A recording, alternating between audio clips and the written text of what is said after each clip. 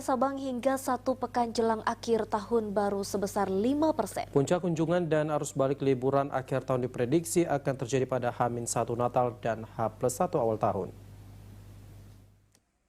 Peningkatan jumlah penumpang dari dan ke Sabang belum begitu signifikan hingga sepekan jelang akhir tahun. Dari kapasitas kapal, baik kapal motor cepat maupun kapal ro-ro maksimal sekitar 400-an seat dalam kondisi normal dan terisi setengahnya.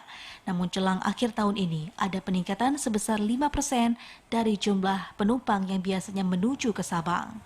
Kepala Dinas Perhubungan Kota Sabang, Husaini, mengatakan hal ini jauh berbeda dengan saat libur Idul Fitri tahun lalu, di mana kunjungan pendatang ke Sabang sangat membludak sepekan jelang Idul Fitri.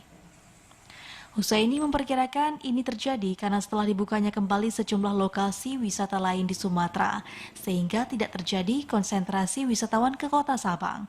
Namun pihaknya memprediksi peningkatan kunjungan ke Sabang masih akan terjadi pada sehari jelang Natal dan arus balik pada sehari setelah Tahun Baru.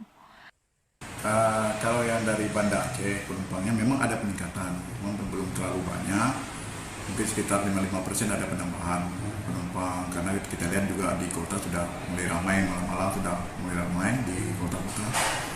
Kemudian malah ini yang banyak yang keluar tuh dari Kota Sabang menuju ke Banda Aceh, karena itu ini kan saat liburan sekolah, sudah orang menggunakan ini liburan sekolah. Untuk Natal itu kami perkirakan mungkin mulai Sabtu nanti sudah mulai agak meningkat.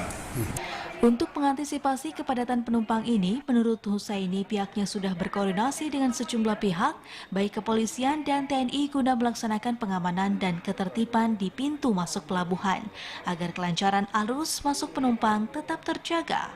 Sementara itu, kapal motor cepat mulai Jumat kemarin sudah menambah 1 trip pelayaran dari dan ke Sabang, sedangkan kapal ro-ro belum ada penambahan trip hingga kemarin.